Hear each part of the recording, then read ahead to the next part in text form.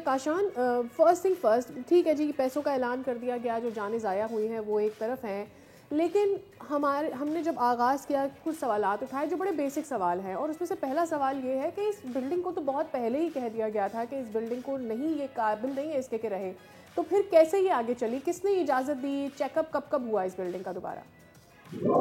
हाँ जी, बिल्कुल देखिए एसबीसीए के जो अफ़सरान हैं उनकी मिली भगत से ही इसका जो मज़ीद तामीराती काम जो है वो शुरू किया गया था। सिंध बिल्डिंग कंट्रोल अथॉरिटी के रिकॉर्ड के मुताबिक इमारत 3 मंजिला थी।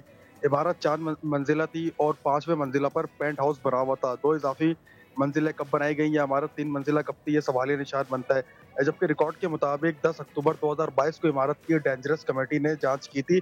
कमेटी ने इमारत को खतरनाक करार दे दिया था। 10 अक्टूबर 2022 को जारी रिपोर्ट में इमारत 3 मंजिला दिखाई गई थी। इमारत का तीसरा फ्लोर खत्म करके मुकम्मल तामीराती काम की ज़रूरत थी।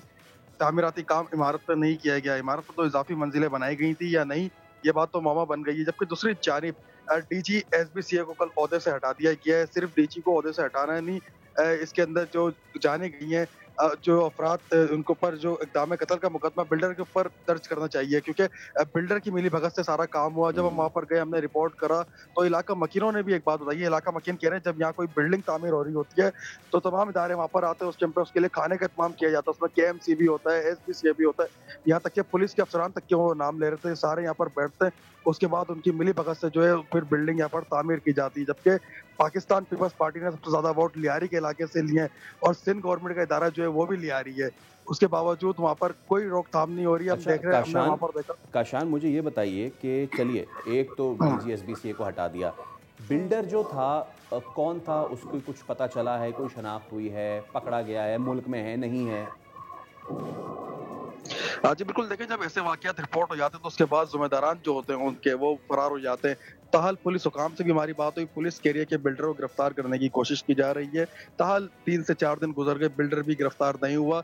ना वाकये के जिम्मेदार जो डिप्टी डायरेक्टर लियारी हैं एसबीसीए के, वो भी कानून की गिरफ्त में नहीं आ सके। जबकि दूसरी जानिब आज कमिश्नर कराची की जानिब से अभी थोड़ी देर पहले जो है वो एक नोटिफिकेशन जारी कर दिया गया है, जिसमें 5 रुकनी कमेटी बना दी गई है। कमिश्नर कराची कमेटी के चेयरमैन है। सब्सक्राइब करें और बेल दबाएं ताकि कोई खबर रह न जाए।